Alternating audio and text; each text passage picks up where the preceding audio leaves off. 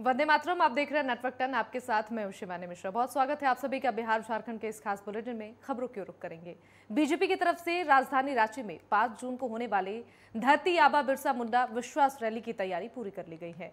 इस संदर्भ में आज बीजेपी के प्रदेश अध्यक्ष दीपक प्रकाश ने प्रेस कॉन्फ्रेंस करते हुए कहा, झारखंड के वीर सपूत धरती आबा बिरसा मुंडा विश्वास रैली का आयोजन बीजेपी की तरफ से किया जा रहा है, जिसमें भारतीय जनता पार्टी के राष्ट्रीय अध्यक्ष जेपी नड्डा भी शामिल होंगे। उनके स्वागत को लेकर पार्टी की तरफ से तमाम तैयारियां पूरी कर ली गई हैं। जेपी नड्डा इस रैली के मुख्य वक्ता भी होंगे, पार्टी के कार्यकर्ताओं का मार्गदर्शन करेंगे और इस जनजातीय रैली भव्य आदिवासी संस्कृति की छटा बिखरेगी। आदिवासी नृत्य, संगीत, वाद्य यंत्र परिधान के साथ 50,000 से ज्यादा आदिवासी इसमें शामिल होंगे। हम सब लोगों को एक नई ऊर्जा देने का मौका। धरती आबा बिरसा मुंडा विश्वास रैली, और वो रैली मोराबादी मैदान में होगा। और मोराबादी मैदान में एक विशाल रैली का आयोजन ही नहीं होगा, बल्कि उस रैली को संबोधित करने के लिए दुनिया के सबसे बड़े पार्टी के राष्ट्रीय अध्यक्ष, दुनिया के सबसे बड़ी पार्टी के राष्ट्रीय अध्यक्ष जगत प्रकाश नड्डा जी शिरकत करेंगे और उस रैली के मुख्य अतिथि रहेंगे, मुख्य वक्ता रहेंगे और हम सब लोगों को प्रेरणा देने का काम करेंगे। हम सब लोगों को एक नई ऊर्जा देने का वो काम करेंगे। और रघुवर दास के काल में कैबिनेट मंत्री रहे 5 मंत्रियों की संपत्ति का जांच एसीबी से कराने को लेकर मुख्यमंत्री ने आदेश दे दिया है। वहीं कार्रवाई के सवाल पर बीजेपी विधायक दल के नेता ने कहा, कार्रवाई में कोई दिक्कत नहीं है, लेकिन इस दौरान मुख्यमंत्री हेमंत सोरेन की संपत्ति में भी 200% की वृद्धि हुई है, उसकी भी एसीबी से जांच करा ली जाए। और इतना नहीं, बाबूलाल मरांडी ने राज्य सरकार पर हमला बोलते हुए कहा कि मैंने कई बार पत्र लिखे और ट्वीट भी किए हैं, राज्य में किस तरह से भ्रष्टाचार हो रहे हैं। अगर मुख्यमंत्री उस समय कार्रवाई किए होते तो ये दिन नहीं देखना पड़ता। भ्रष्टाचार पर चौतरफा दबाव पड़ा, तब ये कार्रवाई कर रहे हैं और वो भी कार्रवाई कर लें, बचेंगे नहीं। जो मुख्यमंत्री कह रहे हैं कि इन लोगों की संपत्ति इतनी 5 वर्षों में बढ़ी है, तो मैंने देखा कि मुख्यमंत्री का भी संपत्ति में 200 कितना या 250% की बढ़ोतरी हुई है। और इन 2 वर्षों का अगर आयकर रिटर्न अगर देखेंगे तो मुझे लगता है वो भी 400-500% बढ़ गया होगा। तो कोई गलत नहीं कहा है कि भाई सबकी जांच होनी चाहिए, इसमें क्या दिक्कत है। किसी ने तो कोई नहीं कहा भी है उठेगा ही भाई। मैंने तो कल भी कहा था कि आप सब ने देखा होगा कि आज भी छपा है किसी अखबार में। आपने देखा होगा जब मामला अदालत में, हाई कोर्ट में चल रहा है, इलेक्शन कमीशन में चल रहा है, जब करप्शन के ऊपर जब दबाव बढ़ी है, तो आपने देखा होगा कि पूरे राज्य में एक टास्क फोर्स बना करके कहीं पर प्रेशर को तोड़ा जा रहा है, कहीं सील किया जा रहा है, कहीं पर नदी नाला में जो ट्रैक्टर खाली भी मिल रहा है पकड़ करके उसको भी थाना में बंद किया जा रहा है, उसके ऊपर भी केस हो रहा है। हमने कहा कि भाई हमने तो इन 29 महीनों में लगभग 100 हमने पत्र लिखा है राज्य के मुख्यमंत्री को। और वहीं मांडर विधानसभा उपचुनाव के प्रत्याशी की घोषणा बीजेपी ने कर दी है। मांडर से गंगोत्री कुजूर भाजपा प्रत्याशी होंगी। गंगोत्री कुजूर पहले भी बीजेपी विधायक रह चुकी हैं और वहीं पार्टी ने अब दोबारा गंगोत्री को उम्मीदवार बनाया है।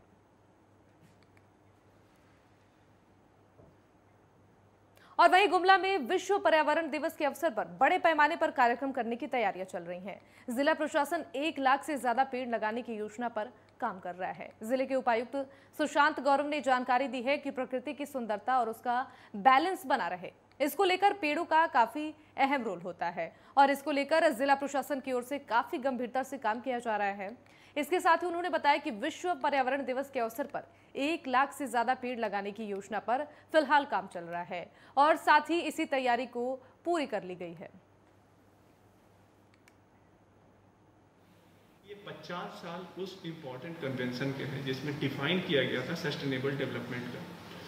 तो चूंकि कुछ साल भर में हम लोग इन चीज़ पर बहुत काम में व्यस्तता के कारण हम लोग नहीं ध्यान दे पाते हैं। तो 5 तारीख जो है इस कारण से और भी महत्वपूर्ण है कि किस प्रकार से उस दिन को इतना भव्य बनाया जाए कि बहुत सारे negative impact of the development जो है उसको हम लोग कवर करके इसमें जोड़ सकें।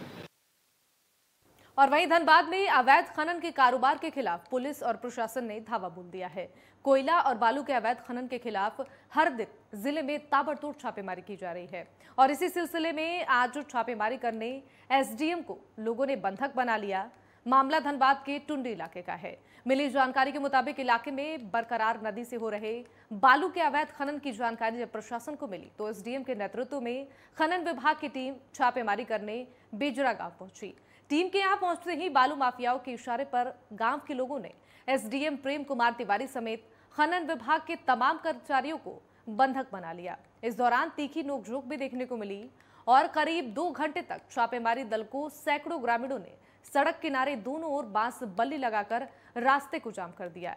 एसडीएम को बंधक बनाए जाने की सूचना पर पुलिस की टीम मौके पर पहुंची और काफी मशक्कत के बाद ग्रामीणों को समझा बुझाकर मामले को शांत कराया। और हजारीबाग के विनोबा भावे विश्वविद्यालय के अंगीभूत college Markham college of commerce के आउटसोर्सिंग कर्मचारी अनिश्चितकालीन भूख हड़ताल पर चले गए हैं। कर्मचारियों ने कॉलेज प्रशासन से मांग रखी है कि पिछले 6 महीने से बकाये वेतन का भुगतान करे। आउटसोर्सिंग कंपनी पूर्व के बहाल कर्मचारियों को काम पर रखे और भूख हड़ताल को लेकर प्राचार्य संध्या प्रेम ने कॉलेज के पूर्व प्राचार्य डॉक्टर विमल पर गंभीर आरोप लगाए हैं। उन्होंने कहा कि पूर्व के आउटसोर्सिंग कंपनी को जैसे तैसे टेंडर देकर उन्होंने कर्मचारी बहाल करा लिए और आज उसकी सजा मुझे भुगतनी पड़ रही है। उन्होंने आरोप यह भी लगाया कि 37 कर्मचारियों के वेतन का घोटाला आउटसोर्सिंग कंपनी ने कर लिया है और इस मामले को लेकर विश्वविद्यालय के कुलपति को जानकारी भी दी जा चुकी है।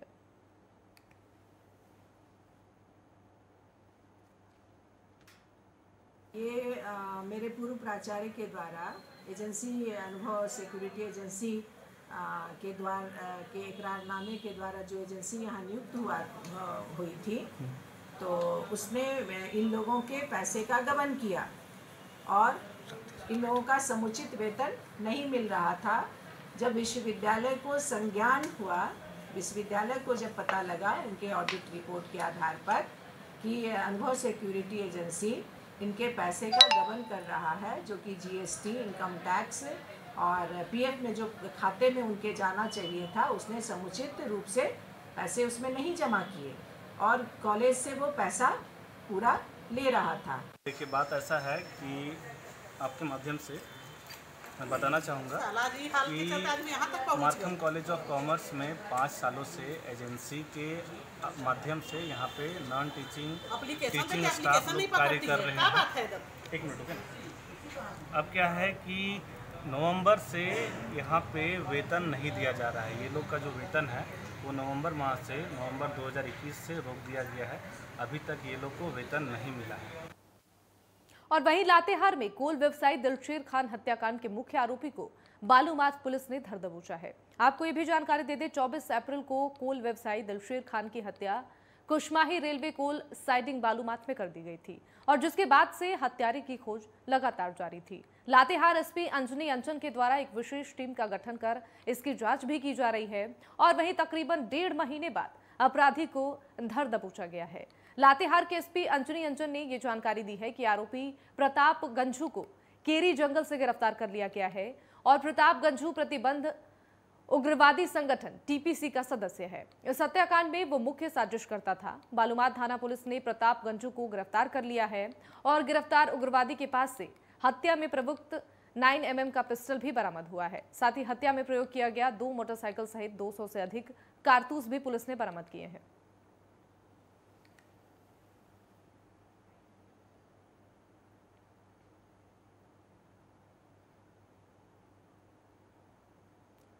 तो दिलशेर हत्याकांड का मुख्य आरोपी गिरफ्तार किया जा चुका है। केर के जंगल से प्रताप गुंजू को पुलिस ने गिरफ्तार कर लिया है। जानकारी दे दे, उग्रवादी संगठन टीपीसी का मुख्य सदस्य था।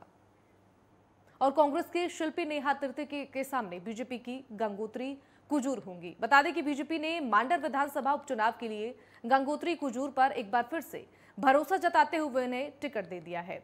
गंगोत्री कुजूर साल 2014 में भी विधायक रह चुकी हैं और तब वो बंधु तिर्की को हराकर विधानसभा पहुंची थी।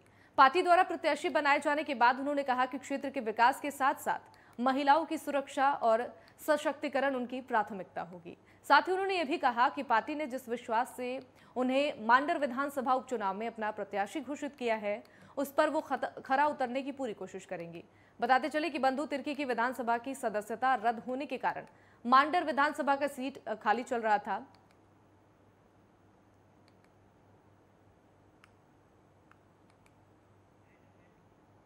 देखिए, गंगोत्री जी हमारी बहुत ही कर्मठ और गंगोत्री जी पुरानी कार्यकर्ता, गंगोत्री जी पूर्व विधायक, गंगोत्री जी प्रदेश की उपाध्यक्षा और गंगोत्री जी गंगा की तरह पवित्र नाम के अनुकूल वहां से इस बार भारी बहुमत से चुनाव जीतेगी।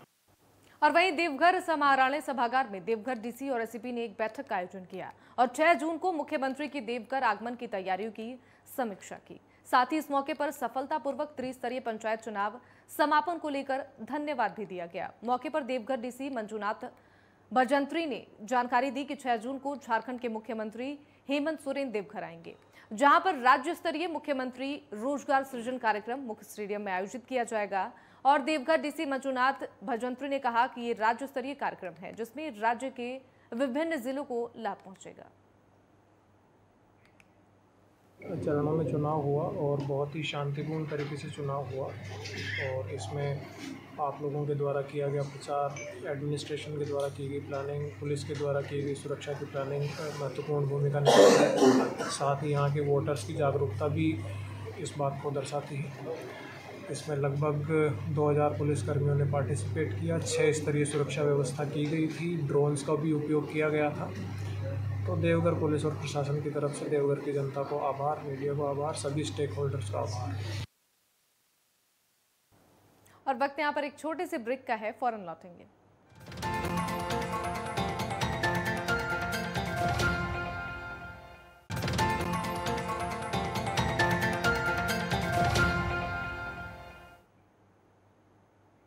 ब्रेक के बाद स्वागत है आप सभी का। खबरों में आगे बढ़ेंगे। पटना में नेता प्रतिपक्ष तेजस्वी यादव संपूर्ण क्रांति दिवस के अवसर पर 5 जून को नीतीश सरकार का रिपोर्ट कार्ड पेश करने जा रहे हैं। दरअसल महागठबंधन की ओर से एनडीए सरकार के 15 सालों का रिपोर्ट कार्ड डेटा के साथ पेश किया जाएगा। आपको ये भी बता दें कि मुख्यमंत्री नीतीश कुमार ने बिहार विधानसभा में चल रहे निर्माण कार्यों का जायजा लिया है और अधिकारियों को आवश्यक निर्देश दिए हैं। इस दौरान विपक्ष की तरफ से रिपोर्ट कार्ड जारी करने पर सीएम नीतीश कुमार ने कहा, हम इन सब चीजों पर ध्यान नहीं देते हैं, हम काम करना जानते हैं और सिर्फ उसी पर ध्यान देते हैं। लेकिन सही मायने में बिहार में क्या किया गया, हम लोग तो काम करने वाले हैं, हम कोई प्रचार वाले हैं, हम तो काम ही नहीं करते रहते हैं। और क्या काम हुआ है समझ लीजिए, 5 से जब हम लोगों को काम करने का मौका मिला है नवंबर में, तब से कितना काम हुआ है उसको देख लीजिए ना, पहले क्या था अब क्या है। इसलिए काम से ऐतराज है, कुछ लोग ऐतराज है क्या? हमको इस सब चीज़ पर कोई प्रतिक्रिया नहीं होती। कोई भी पार्टी किसी को भी अपना बात कहने का अधिकार है, बोलते रहिए, हमको उससे कोई मतलब नहीं। लेकिन सही मायने में बिहार में क्या किया गया, इतने वर्षों में कितना काम किया गया, इसके बारे में तो भी आप लोग अगर देखिएगा नहीं या बताइएगा नहीं तो लोगों को कैसे पता चलेगा। और वहीं पीएम मोदी के 8 साल के कार्यकाल पूरे होने पर सुपौल में बीजेपी सेवा सुशासन और गरीब कल्याण वर्ष मनाया जा रहा है। इस मौके पर जिले भर में जितने महापुरुषों की प्रतिमा लगी हुई है, उन सभी प्रतिमाओं को साफ सफाई और उनका माल्यार्पण किया जा रहा है। इसी कड़ी में बीजेपी प्रदेश कार्यकारिणी के सुमन चंद की अगुवाई में बीजेपी नेताओं ने पिपारा बाजार स्थित सुभाष चंद्र बोस की प्रतिमा पर माल्यार्पण किया है। महागठबंधन के तरफ से एक संपूर्ण क्रांति सम्मेलन बुलाई गई है। इससे में लेकर जो है कि बिहार में जो एक पोस्टर के जरिए जो दिखाया गया है कि महागठबंधन में जो कांग्रेस है, कांग्रेस को दरकिनार कर दी गई है।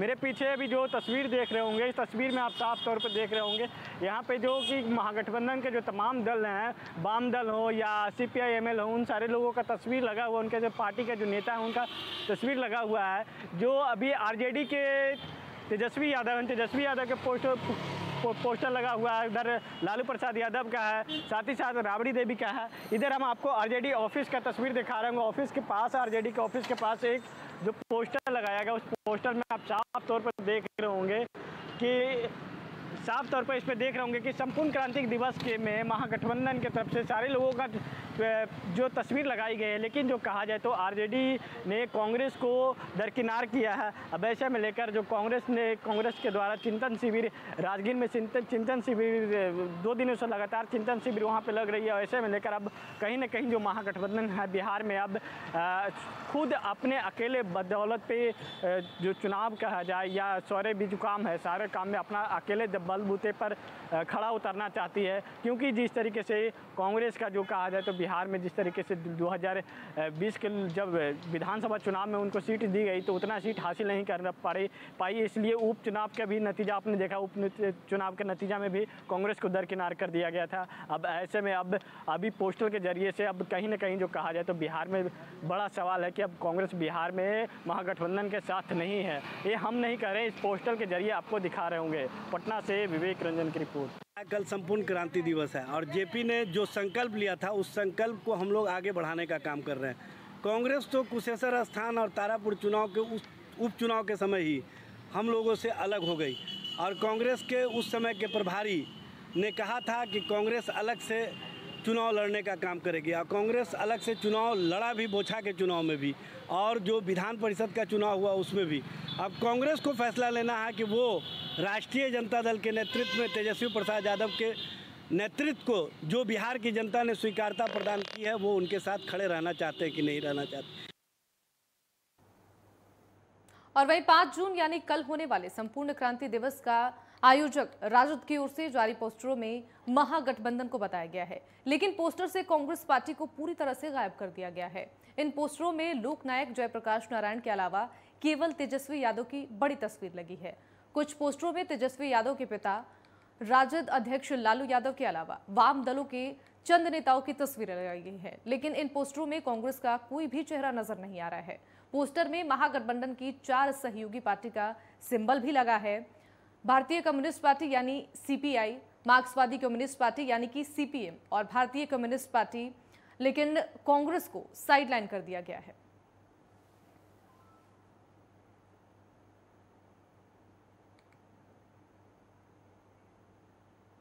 और बिहार महागठबंधन में टिकट को लेकर मचे घमासान पर बीजेपी ने तंज कसा है। बीजेपी के कोटे से नितिन नवीन ने राजद पर तंज कसते हुए कहा कि राजद का चरित्र ही ऐसा है। उन्होंने कहा कि ये गठबंधन नहीं ठगबंधन है। साथ ही ये भी कहा कि इसके लिए पार्टी परिवार से ऊपर नहीं है। उन्होंने कहा कि टिकट का दायरा राजद में परिवारवाद और एक समीकरण तक ही सीमित है और इसी के चलते ये विवाद होता है। साथ ही उन्होंने ये भी कहा कि राजद महागठबंधन के दलों को हाशिए पर रखकर फैसला करती है।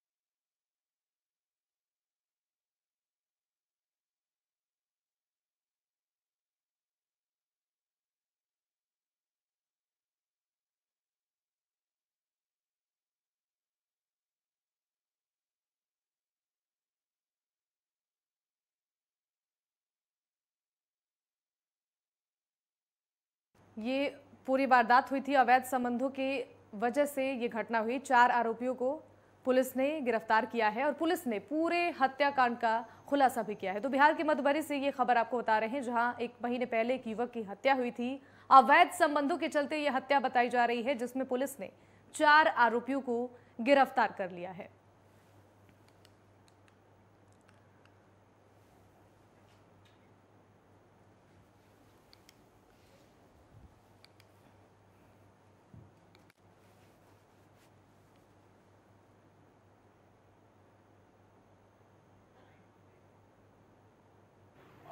अज्ञातकार जो भी उन लोग के साथ थे उन लोगों की पहचान की गई।